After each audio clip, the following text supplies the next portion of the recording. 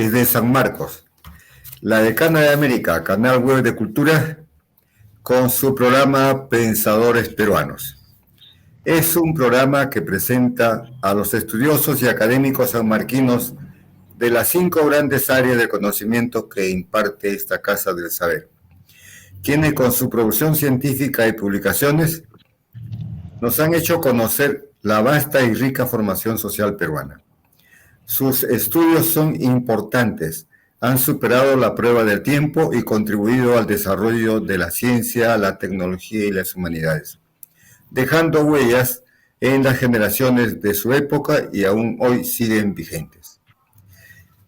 Desde San Marcos, la Decana de América, Canal Web de Cultura. En esta oportunidad tenemos la presencia de la autora Marta Barriga Tello. Y vamos a conversar sobre el tema San Marcos y los sanmarquinos.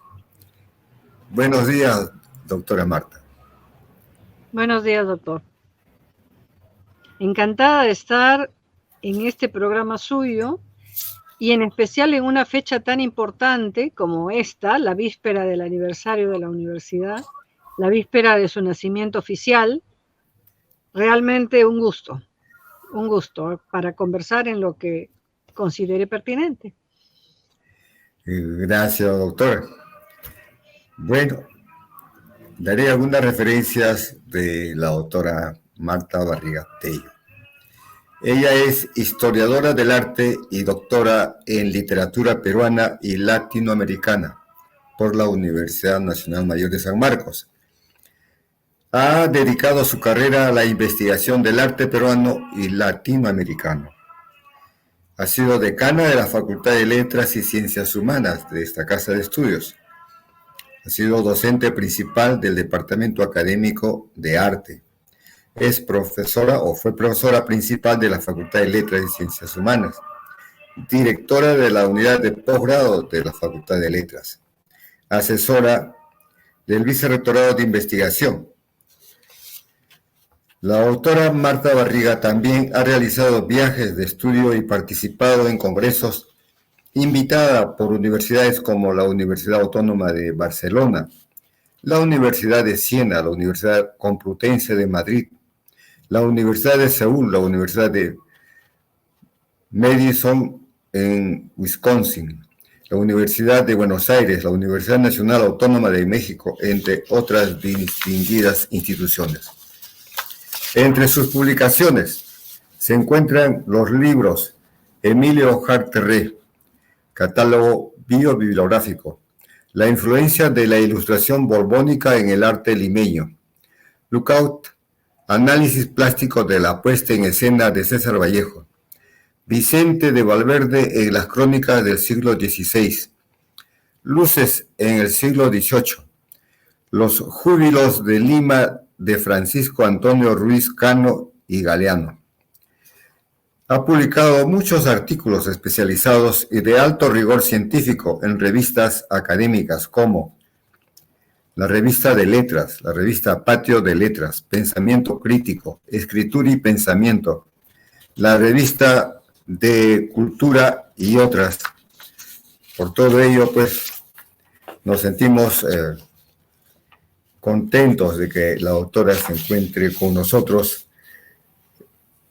con motivo también de celebrar los 472 años de creación de la Universidad de San Marcos.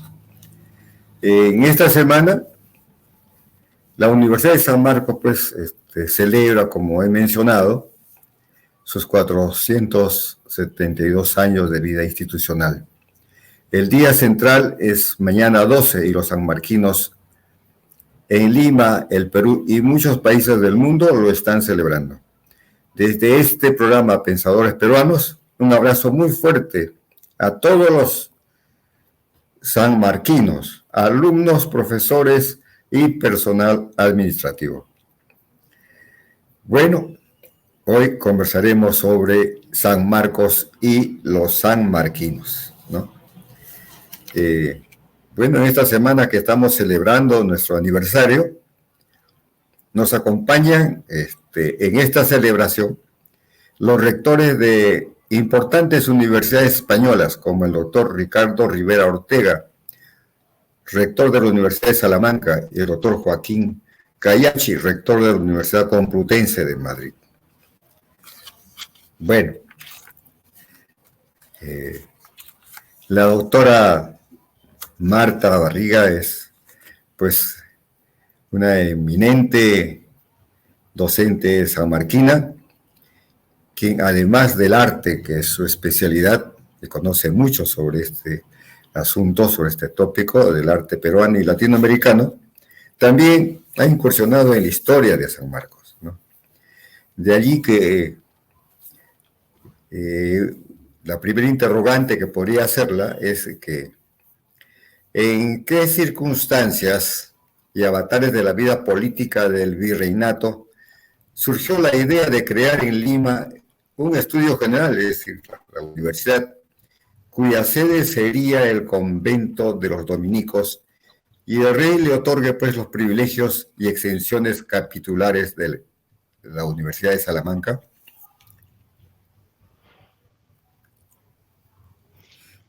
Bien, antes de abordar este tema que además me parece importante, disculpe si precisamente por San Marcos y los sanmarquinos hay dos aspectos que como docente sanmarquina me han enorgullecido mucho, porque además recibí lo que le voy a decir precisamente por ser docente de San Marcos, por pertenecer a esta casa de estudios que ha sido el mayor orgullo que he tenido siempre. Uno, que es el que se me declarara personalidad destacada de la cultura por el Ministerio de Cultura, y el otro, el que San Marcos me reconociera como profesor emérita. Esos dos elementos para mí han sido fundamentales porque eran mi ratificación de que San Marcos realmente es lo que siempre he creído que es, ¿verdad? Y en esta pregunta que me hace usted encuentro además algo justamente que es fundamental para la universidad.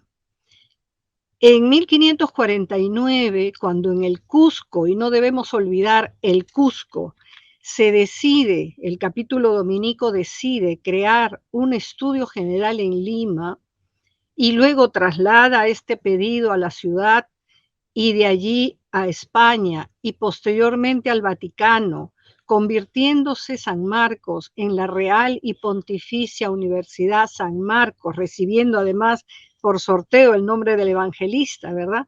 Se convierte en la primera universidad del Perú.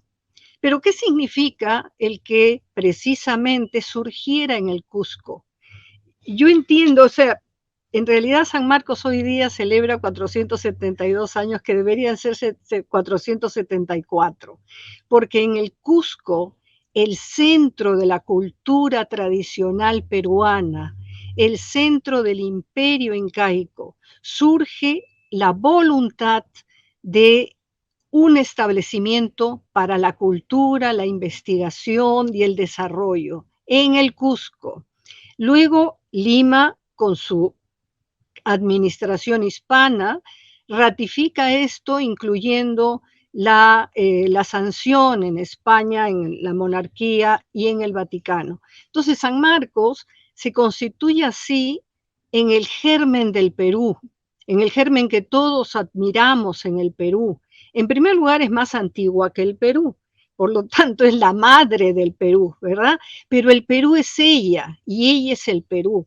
Siempre podemos advertir en San Marcos un aspecto que no debemos nunca olvidar, aunque los demás prefieran ignorar, y es que San Marcos es como ninguna otra institución académica, universitaria, científica en el país, la que congrega al Perú de todas las sangres, al Perú de todos los lugares, al Perú de todo el territorio. En primer lugar, porque San Marcos es, y el tema de la conversación era San Marcos y los sanmarquinos, San Marcos es sus 4 estamentos: estudiantes, docentes, administrativos, trabajadores. Muy bien. ¿Y esos 4 estamentos cómo surgen? ¿De dónde provienen? Los 4 estamentos son peruanos, vienen de todos los lugares del territorio nacional. Son orgullosos sanmarquinos como son orgullosos peruanos. Y eso convierte a San Marcos en una institución que yo sentí desde el primer día que llegué, porque yo vine de una universidad por traslado externo, o sea, yo venía de otra universidad. Y entonces pude sentir como en ningún otro lugar lo que era San Marcos. Una cualidad que San Marcos tiene sobre todas las demás, la libertad. La libertad de pensamiento, la libertad de acción, que en algún momento voy a comentar también, pero el hecho de poder encontrar en sus corredores, en sus aulas, en sus patios, en sus jardines, la posibilidad de conocer al Perú, de conocerlo a través de las personas que la conforman, de poder entender al otro, de poder entablar un diálogo fructífero con personas de todas partes del país, todas interesadas en que, porque además San Marcos no recibe muchos alumnos, ¿verdad? Recibe los mejores alumnos de las mejores secciones. Y entonces son personas que ya solamente por el hecho de decidirse a postular a San Marcos sabiendo lo difícil que es, y los docentes que hemos luchado por entrar a la docencia sabiendo lo difícil que es, ¿verdad? Ya tenemos de antemano un orgullo por la institución, un reconocimiento por la institución, pero además de eso un sentido de ser peruano muy fuerte. Cuando yo escucho a veces que los peruanos no tenemos identidad, que no hay dónde encontrar nuestra identidad, por Dios, nuestra identidad está en nosotros mismos. Y esa identidad es la que uno puede encontrar en San Marcos. Yo no creo que haya sanmarquino que dude de su identidad. Eso debe ser para otros, para los que nunca se han puesto a pensar en el país, los que nunca se han reflejado en el país. El Perú es como San Marcos, y San Marcos es el Perú, el lugar que acoge, el lugar que propicia, el lugar que reconoce el esfuerzo que se hace en cada uno de los días que uno precisamente hace todo lo posible por mejorarlo. Entonces, ya usted ve, yo reconozco en San Marcos algo que pude experimentar por mí misma. O sea, no me lo contaron. Yo en San Marcos desde muy joven lo supe. Bastó entrar a la Facultad de Letras, como a cualquier otro lugar de la universidad, para darme cuenta de lo que era San Marcos, que el mundo se abre cuando uno entra a San Marcos. El mundo se expande y acoge a la vez en una institución que es fundamentalmente el Perú. Entonces, en ese contexto, y este es el primer acercamiento que quería al tema que usted me ha propuesto, quería decirlo, porque en ocasiones los sanmarquinos olvidamos. Los sanmarquinos olvidamos lo que San Marcos es. Olvidamos que el Perú está en San Marcos. Nos olvidamos. O sea, es como si los demás que siempre intentan hacernos pensar que no valemos nada, vamos a hacer caso de la propaganda y no de lo que es la experiencia, ¿verdad?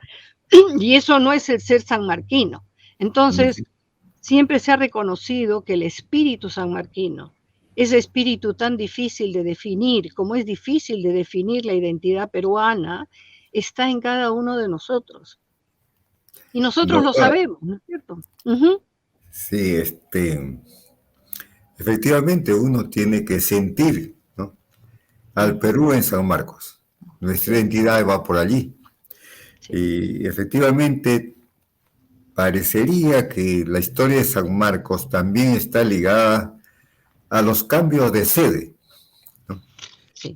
Desde la primera, que fue, digamos, el convento de Santo Domingo, hasta la actual ciudad universitaria. ¿Cómo se da este fenómeno, doctora? Mire, en el discurso que di en algún momento para justamente la inauguración del año académico en San Marcos, hice un pequeño esbozo de cómo la universidad, habiendo nacido en el convento de Santo Domingo, con un presupuesto muy magro, ¿verdad? Luego por razones que por las que también San Marcos se caracteriza, esa libertad que mencionaba antes, que también es libertad política, ¿verdad? Tuvo la intención de salir del local de los dominicos. Habían muchos conflictos con los frailes, había la necesidad de tomar las riendas de la universidad, que hasta ese momento solo había sido manejada por la congregación, y entonces San Marcos decide mudarse, y se muda a un local que era de los agustinos, pero como siempre, y además lo sabemos, ¿verdad?, pudo mudarse porque precisamente fue uno de sus estamentos, el estamento docente, el que le permitió tener el dinero para pagar el lugar de los agustinos. Pero además hubo una anécdota muy linda que siempre me parece que marca la historia sanmarquina, que es que los franciscanos redujeron el valor del precio del local para que precisamente por fin pudieran separarse los académicos del convento dominico, porque además los dominicos y los franciscanos estaban en pleito, ¿verdad? Pero no duró mucho eso, porque el convento, el lugar que los agustinos habían entregado para la universidad, era un lugar alejado, era un lugar inhóspito, y entonces Toledo, el virrey Toledo, otorga a la universidad otro local, que era en el mercado, en la plaza del mercado. Y entonces a partir de allí, otra vez estaba la universidad en problemas, porque era un lugar inadecuado. De ese lugar inadecuado, que además tuvo que pelear con la constituyente de 1822, o sea, otro pleito, ¿verdad? Entonces, siempre San Marcos ha estado como una bandera al aire, siempre sujeta a los avatares que tenían la política respecto a sus locales. Finalmente nos dieron el local de la Avenida Venezuela, pero un local que tenía un inmenso estadio y una huaca. Entonces, un local donde nos ha costado enormemente construir algo.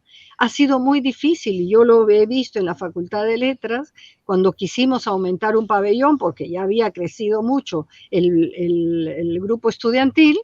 Resultó que la construcción tuvo que detenerse porque era un lugar arqueológico. Entonces, San Marcos siempre ha estado a la vera, ¿no es cierto? Siempre a la vera. Nunca ha tenido una estabilidad, ni siquiera física. Y, por supuesto, los gobiernos siempre han tratado de reducir el presupuesto de la universidad o de, digamos, direccionarlo.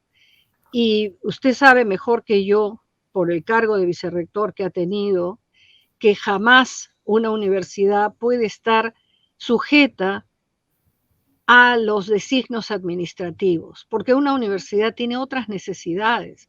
No es un organismo público cualquiera, es un organismo académico. Y entonces lo que para la administración central del gobierno puede resultar inútil, puede resultar una pérdida de dinero, se necesita en una institución académica. Y eso no lo dudan, sin embargo, otras instituciones privadas, ¿verdad?, que pueden darse el lujo de decidir sobre sus presupuestos. Mientras que la universidad pública, y en especial la nuestra, porque no sé por qué tiene tanto interés siempre en manejar presupuestos desde fuera, o que se manejen los presupuestos desde fuera, hemos tenido siempre dificultades para poder sustentar las necesidades que habían allí. Entonces, pero hemos aprendido a vivir así, tal como vive el Perú, ¿verdad? Hoy día nos toca un buen ministro de Economía, mañana nos toca uno pésimo, y andamos en esas. Entonces, el Perú y San Marcos, de alguna manera, son hermanos de ruta. Lo que pasa en un lugar pasa en otro. Ya yo ni siquiera lo pienso, mire. Cuando pasa algo en San Marcos, ya estoy esperando qué va a pasar en el Perú o viceversa. Doctora, ¿por qué estas relaciones entre el Estado y San Marcos siempre han sido difíciles? ¿A qué se debe, doctora? Mire, yo creo que a lo que mencioné al principio, San Marcos es libertad. Es libertad física, es libertad de pensamiento, es libertad de acción. En San Marcos se da todo tipo de pensamiento. En ningún momento se conmina la docencia o a los estudiantes a pensar de una determinada manera. La cátedra es absolutamente libre y eso es lo maravilloso que tiene, estemos o no estemos de acuerdo con lo que se imparte allí. Pero paralelamente tenemos estudiantes con un pensamiento crítico muy profundo y eso se nota. Cuando vamos a los congresos, notamos que las intervenciones de los estudiantes sanmarquinos son distintas a los demás, porque siempre cuestionan, siempre dificultan el discurso del otro para ser convencidos. Pero además de eso también, o sea, San Marcos ha conducido desde la independencia y antes el pensamiento crítico hacia el gobierno. Lo hizo en el virreinato, lo hizo después en la República. El hecho de apoyar la independencia no supuso la sumisión a los gobernantes independentistas, y entonces siempre ha mantenido esa línea de cuestionamiento. Y eso, por supuesto, le problematiza las cosas a cualquier Estado. A mí me parece que eso es lo mejor que el Estado, al contrario, debería considerar de una universidad, sobre todo de un cuerpo académico, el pensamiento distinto, la posibilidad de dialogar, la posibilidad de tomar ideas de otro lugar. Eso es muy importante, la pluralidad en la confrontación de los hechos. Pero el Estado no entiende eso. Al Estado San Marcos, porque además se ha creado esa aura alrededor de San Marcos, siempre está considerada como una universidad confrontacional. Y sabemos que la confrontación no está en nosotros, ¿verdad? Está al frente, con nosotros no. Pero eso es muy difícil ya de quitar del imaginario, sobre todo de los gobernantes. No creo que lo entiendan. Ahora, nuestros egresados, y lo he visto en los 55 años que tengo relación con la universidad, nuestros egresados crean pensamiento, crean dirección, crean avance científico. Allí está su labor. Cuando usted mencionaba que habláramos sobre San Marcos y los sanmarquinos son San Marcos, en la medida que un sanmarquino actúa en beneficio del país, está llevando la voz de San Marcos, sin necesidad incluso de ser una persona mediática, una persona pública, ¿no? San Marcos está allí siempre, y eso es lo que yo creo que debemos rescatar y recordar, ¿no? Pero que la situación es difícil, lo ha sido siempre, siempre, desde su fundación. Doctor, entonces podría decirse pues que San Marcos es la conciencia política de la nación, ¿no? El pensamiento Sí, crítico que guía en cierta medida la marcha del país. sí, sí. En ocasiones es obvio, en años anteriores, en décadas anteriores, tal vez en siglos anteriores, era más obvia la presencia sanmarquina. Hoy día, sin embargo, es menos relevante en el sentido de que no es tan obvia, pero creo que sí, porque marca un derrotero a favor del país, que está siempre allí donde haya una persona que provenga de la universidad, y no solamente del pregrado, también del posgrado, porque hemos podido observar personas que viniendo de otras universidades a los posgrados, asumen la identidad de San Marcos y se vuelven muy sanmarquinos porque encuentran que en San Marcos hay una manera de trabajar diferente, una manera que permite la libertad. Eso es sobre todo lo que yo rescato siempre. Pero además hay otra cosa, San Marcos se arriesga. ¿Cómo se arriesga? San Marcos se arriesga dándole oportunidad a las personas de seguir una vocación en aspectos y en carreras que otras universidades no harían, porque aparentemente no son rentables. La mía, por ejemplo, es cierto. No hay ninguna universidad en el país que tenga la especialidad de Historia del Arte. Y cuando hacen posgrados, son posgrados pequeñitos y no sobre arte peruano, sino sobre arte universal. Entonces, San Marcos se arriesgó con arte, sí. Se arriesgó hace casi 80 años por arte. Y así por otras carreras también. Hoy día hay conservación y restauración, hay danza, hay las carreras de ingenierías, las carreras de ciencias sociales también, o sea, en aspectos donde otras universidades no incursionarían. En primer lugar, porque les sería difícil poder manejar carreras con, en principio, pocos alumnos. Una universidad externa o distinta necesita asegurarse un mercado. San Marcos no tiene interés en eso, tiene interés en el conocimiento.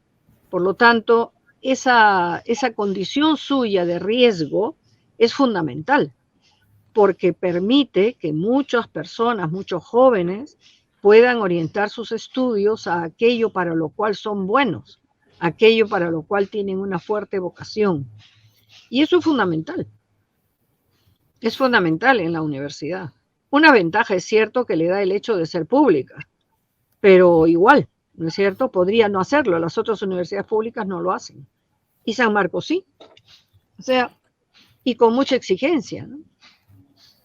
Así es, doctora. Efectivamente, quienes hemos vivido tantos años trabajando en la universidad, produciendo conocimientos y formando pues a tantos jóvenes y señoritas Sí. En sus respectivas especialidades, vemos con cariño que egresados de otras universidades postulen al posgrado nuestro, generalmente.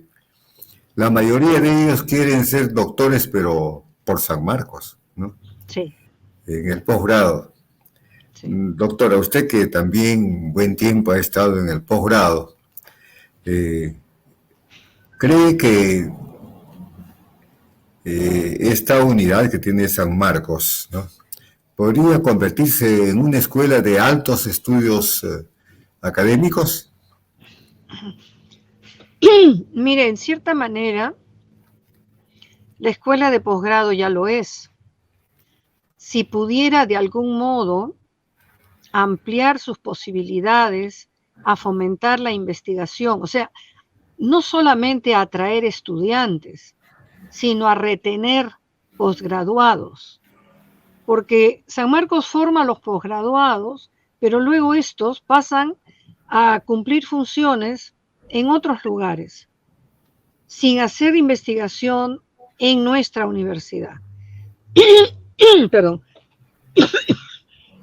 Y entonces favorecemos de alguna forma, lo que no, por otra parte, no está mal, la excelencia en otros lugares, pero nosotros perdemos investigadores. Una escuela de altos estudios podría facilitar el hecho de que avanzáramos más en aquellos tópicos que los posgraduados desarrollan con mucha eficiencia y que precisamente lo hacen por la formación que reciben en la universidad y por la disciplina, porque algo que caracteriza también a la universidad es la disciplina en investigación. El hecho de tener mecanismos, sistemas de investigación rigurosos, ¿no es cierto?, que pueden ser aplicados a temas variados. Y esa posibilidad que tiene la universidad podría precisamente establecerse en una escuela de altos estudios que recogiera los frutos de una formación previa en los posgrados. Sería excelente, porque además hay otro aspecto. Muchos de nuestros posgraduados o incluso pregraduados están en el extranjero. O sea, sería también una forma para atraerlos a los estudios, ¿no?, en la universidad. Yo coincido con usted, doctora, que realmente debería de dotársela con un presupuesto muy importante, sobre todo para hacer investigaciones. Sí. Y tener la producción científica, humanística y tecnológica que necesita el país. Esa escuela realmente sería, pues, como estamos señalando, de alto nivel, ¿no?, en el país en general. Doctora, cuando hablamos de los sanmarquinos, ¿no?, lo hacemos de los sanmarquinos de las diversas generaciones, de sus profesores, de los académicos que han dejado huellas por su producción intelectual, por sus discípulos y su contribución al conocimiento científico de la realidad peruana. Sí. ¿Podría hacer alguna remembranza de alguno de estos maestros? ¡Ay, Dios mío!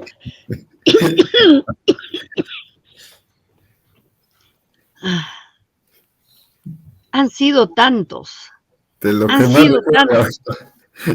Bueno, en primer lugar recuerdo a los de mi especialidad, ¿no es cierto? A mi maestro, a Francisco Stasny, que fue mi asesor en todas las tesis que hice en San Marcos, desde bachillerato hasta en adelante. A la doctora María Luisa Sacco, una mujer extraordinaria, con un conocimiento profundo del arte peruano y del arte universal, que posibilitó que nosotros, en esa época, le estoy hablando de los años 70, cuando era muy difícil conseguir los libros y conseguir las diapositivas, la doctora recordaba los lugares por los cuales había estado y nos hacía un tour, un paseo por estos sitios. Y podíamos recorrer los lugares, los monumentos, ver los cuadros, estar en los museos, solo con su recuerdo. Y está Armando Sánchez Málaga, que en los peores momentos de la universidad, cuando no teníamos clase, cuando nos cerraban la universidad, cuando había problemas políticos dentro, nos llevaba a su casa. Y con el piano de su casa nos enseñaba las clases de música.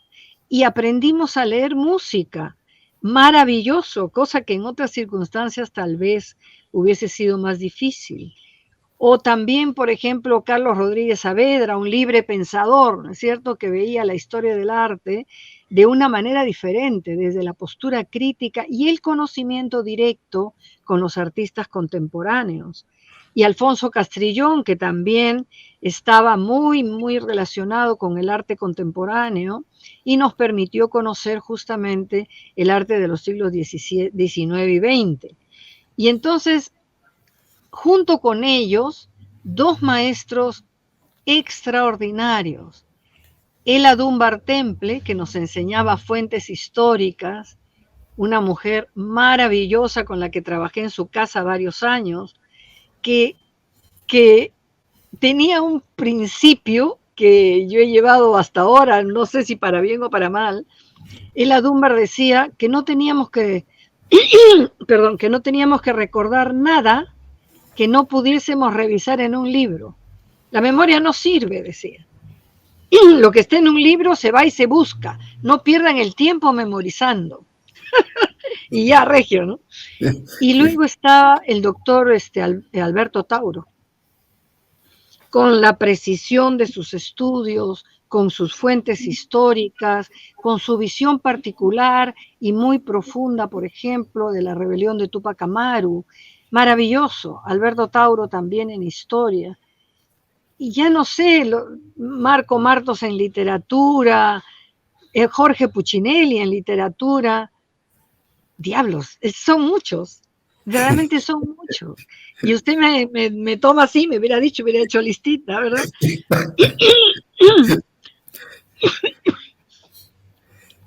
San Marcos tiene, sí, ha tenido personas maravillosas y tiene personas maravillosas, doctor. Yo creo que justamente los alumnos lo que reconocen son a sus docentes. Docentes que, mire, frente a lo que sucede en otras instituciones, docentes que abren camino. Siempre he pensado que la docencia es la posibilidad de que un maestro le abra las puertas al conocimiento al estudiante. La posibilidad de que el estudiante trasponga esa puerta es suya, es su responsabilidad. Pero el profesor debe ofrecerle al estudiante los mecanismos para que tenga la curiosidad de traspasar la puerta y de no detenerse. Eso me parece que es la docencia, porque es imposible, y usted lo sabe, que en un curso universitario o no, se pueda abarcar todo el conocimiento sobre un tema. Los profesores damos rutas, abrimos ventanas, puertas, a veces rendijas, pero procuramos, ¿no es cierto?, que los estudiantes se interesen por ir más allá, que no se conformen con lo que les damos, porque además nosotros sabemos muy poco, en realidad sabemos menos de lo que creemos.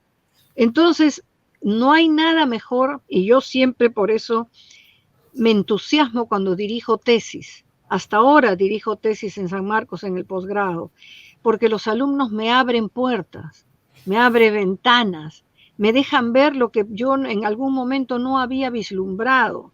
El alumno ayuda al profesor en el aula con sus preguntas, con sus dudas, y luego en sus tesis con la posibilidad de las investigaciones profundas, metódicas, precisas, que hacen sobre distintos temas.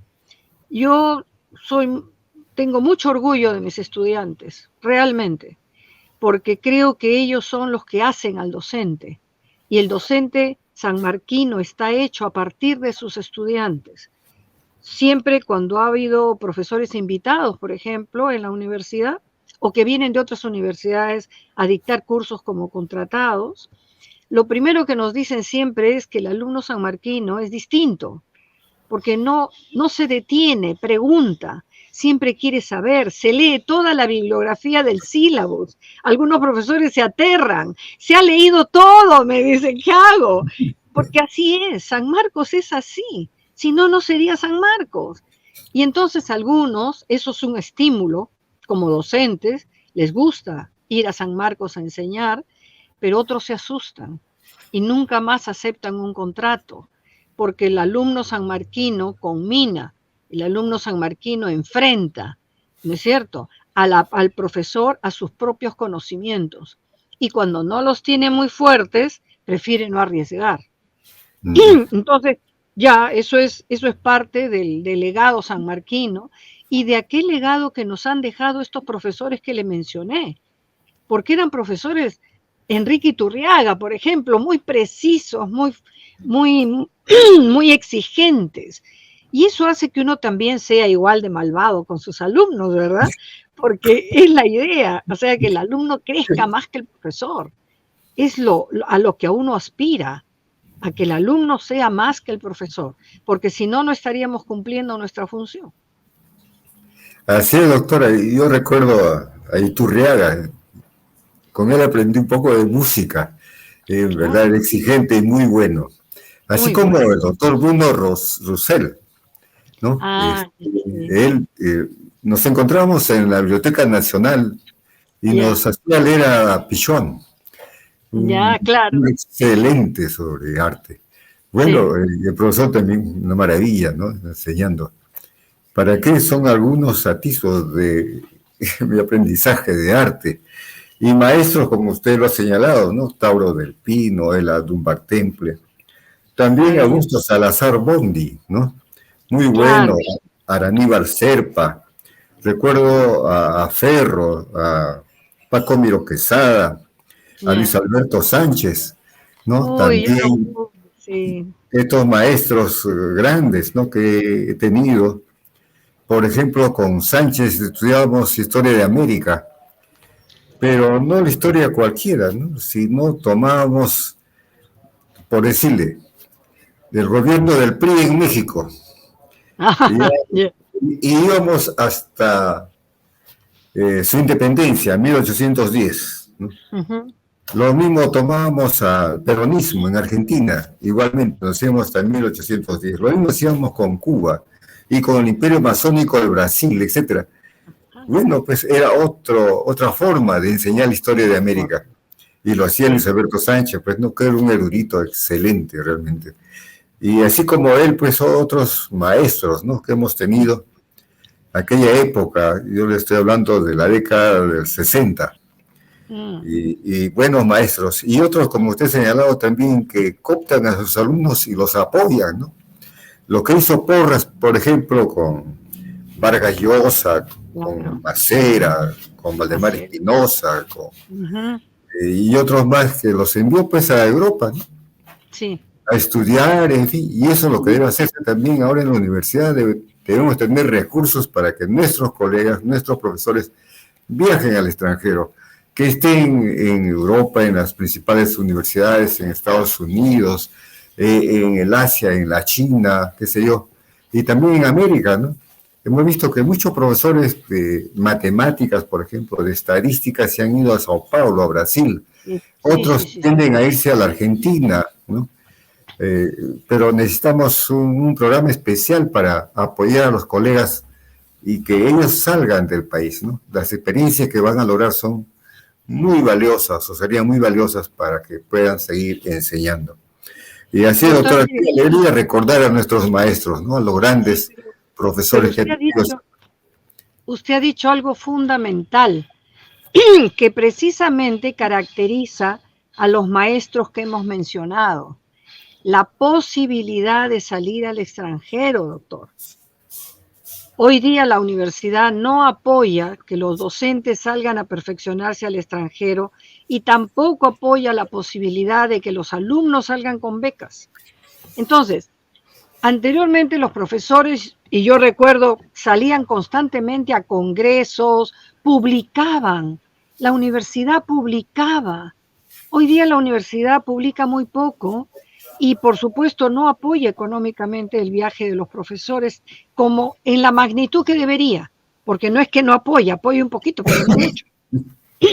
Entonces, eso hace mucho la reactualización del docente y del estudiante. Y es maravilloso eso.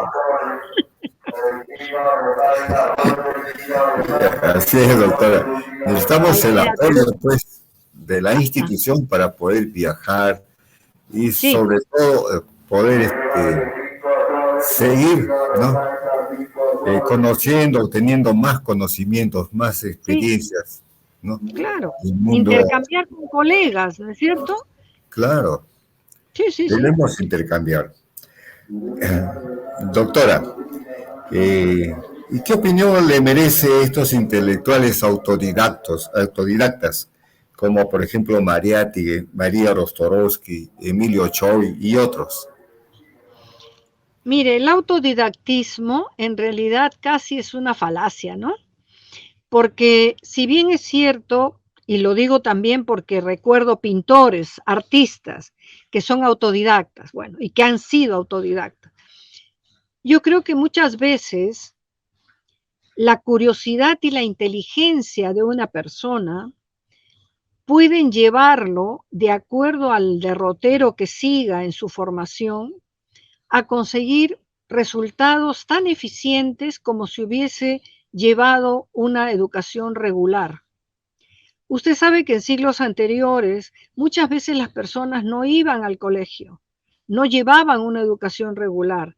Hay grandes escritores, pensadores, científicos que no llegaron a una educación formal, que lo hicieron por curiosidad, que lo hicieron porque se preocuparon por informarse.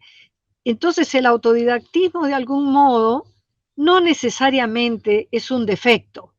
Hay muchas razones por las cuales una persona llega a ser autodidacta.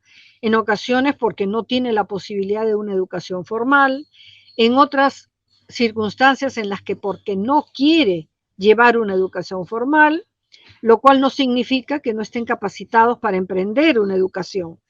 Y lo consiguen conocimientos muy importantes los personajes que usted ha mencionado. O sea, ¿realmente era necesaria una educación formal? Es cierto que en ocasiones puede ser que falte el método, por ejemplo. La metodología puede ser un problema, porque abordar un tema sin una previa preparación en ocasiones es difícil, pero no imposible. Entonces, no, pues no me preocupa mucho, aunque vaya en contra de lo que significa la institucionalidad, ¿no es cierto? No es un defecto de base, puede superarse perfectamente bien una condición autodidacta. San Marcos no se considera lo que produce, ¿no? Yo Mm, recuerdo que cuando estuvimos en el Vicerrectorado de Investigación, publicábamos al año más o menos 44 revistas, ¿no? Al año. sí, sí, 2 por facultad y más las revistas indexadas. sí, Y aparte que las escuelas profesionales también sacaban, algunos departamentos, otras revistas. A veces yo me preguntaba, ¿cómo es posible que no se la considere, por ejemplo, este punto cuando hacen el ranking de universidades? ¿Qué otra universidad en el Perú produce 44 o más revistas al año? ¿Qué otra universidad como San Marcos, por ejemplo, recibe al año más o menos 1.800.000 pedidos de sus artículos publicados en su revista? Eso no está pues para el ranking. Entonces, mal hacen quienes tipifican, ¿no?, a San Marcos que esté en el tercer lugar, qué sé yo, ¿no? Pero aparte de eso, doctora, la producción intelectual de San Marcos ha sido y es fundamental. Sí. De allí de que siempre hemos considerado, por lo menos desde el siglo pasado, a las generaciones, por ejemplo, la generación del 900, la generación del centenario. Gutiérrez nos habla de la generación del 50. Y podríamos hablar ahora de la generación del 2000, de 1980, del 2020. ¿Cómo sería, doctora? Mire, ese asunto de las generaciones es controversial, ¿no es cierto? O sea, ¿cómo medimos? Yo me acuerdo, a propósito de la anécdota de la generación del 50, las discusiones que habían entre quienes formaban parte de la generación del 50, del 60 o del 70 o 80, quienes habían nacido allí, quienes producían allí, los primeros que habían publicado en esa fecha, ¿quiénes eran? Y entonces había un gran laberinto porque unos querían estar porque habían nacido en la fecha, otros porque habían publicado su primera novela o poemario o lo que fuera en la fecha, otros porque simplemente querían estar. Entonces, las generaciones de alguna forma, como principio, si Ortega y Gasset no se amarga, es que no tienen una rigurosidad excesiva o determinante, digamos, como para establecer parámetros de evaluación. Lo que sí debería verse, más que generaciones, porque generación supone individuos, es la producción. O sea, ¿qué es lo que la producción académica o intelectual en general, científica, produce en determinadas décadas? Porque es cierto que tenemos que ordenar, tenemos que saber cómo va avanzando el conocimiento y ordenarlo por décadas, por quinquenios si se quiere, pero tiene que haber un orden. Pero las generaciones no es un orden, digamos, incuestionable, ¿no es cierto? Es un orden que está sujeto mucho a la susceptibilidad y a la subjetividad, de manera que generaciones no estoy muy segura. Y con respecto a que el hecho de que San Marcos no es reconocida o como debería por las publicaciones que hace, yo observo que otras universidades son muy acuciosas en las relaciones públicas.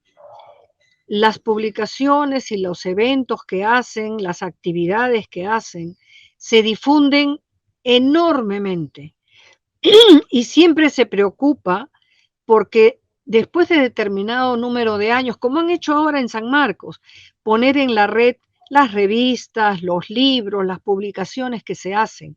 Eso aumenta la visibilidad con respecto a las publicaciones.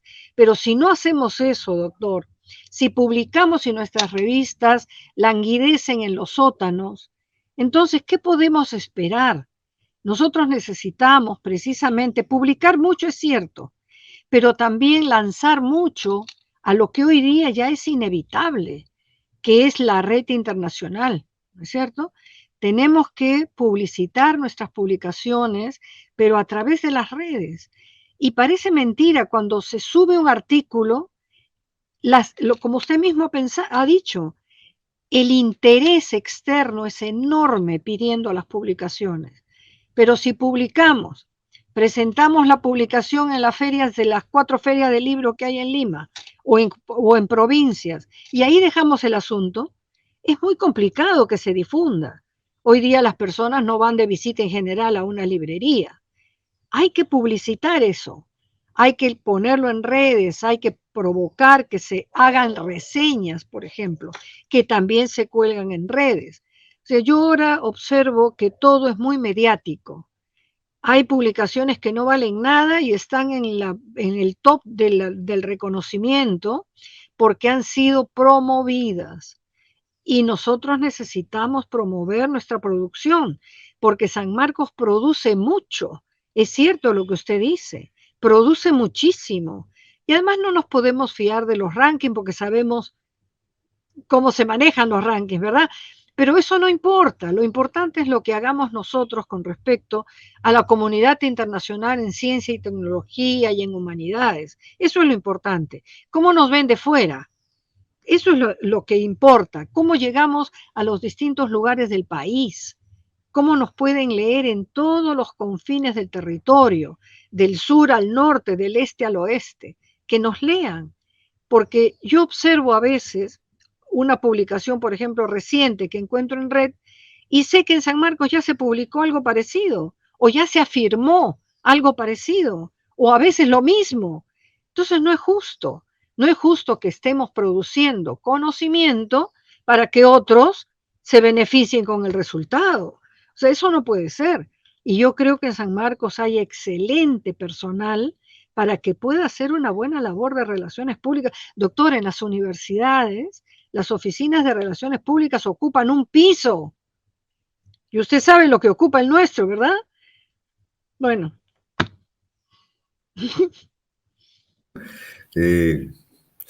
Doctora, en su criterio, ¿qué derrotero debería tomar San Marcos para lograr un desarrollo sustentable que sirva de eje para el desarrollo democrático y científico del país?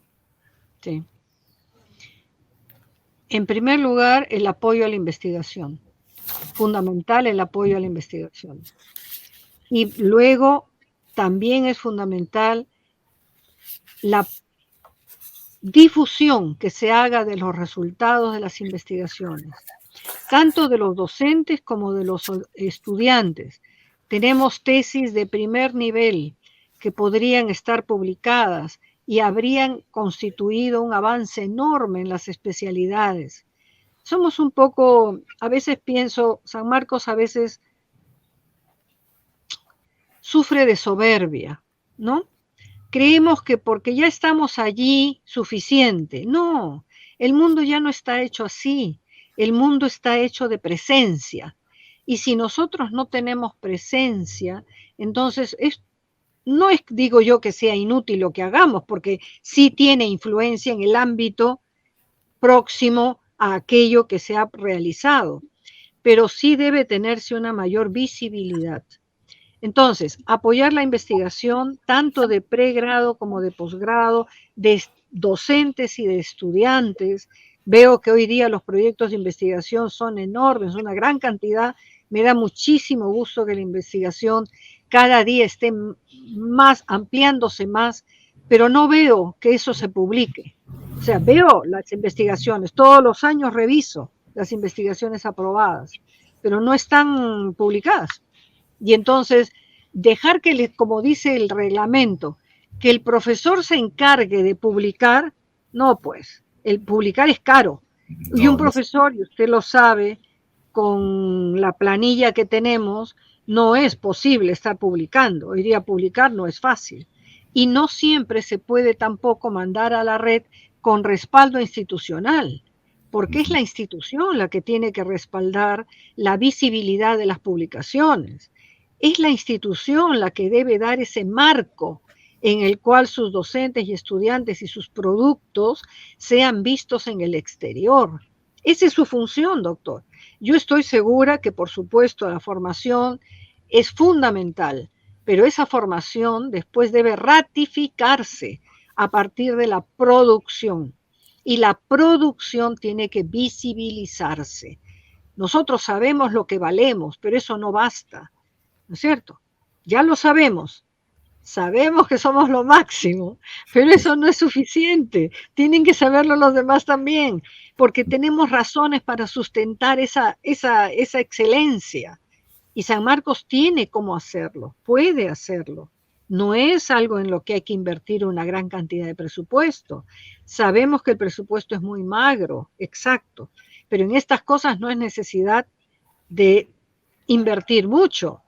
Hay que tener personal adecuado, eso sí, ¿no es cierto?, que permita que estos logros que se consiguen en lo científico, en lo académico, sean precisamente en beneficio de todos, porque eso es nuestra función como Universidad Nacional Mayor, hacer que el beneficio sea para el Perú en su integridad. No ganamos nada guardando los logros en los cajones.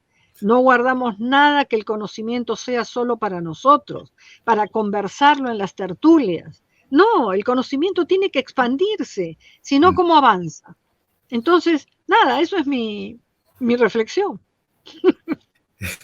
Doctora, coincidimos. Efectivamente, son las publicaciones y las graduaciones que hace la universidad lo que le da realmente esa trascendencia, ¿no? Sí. Cuanto más publiquemos, es mejor.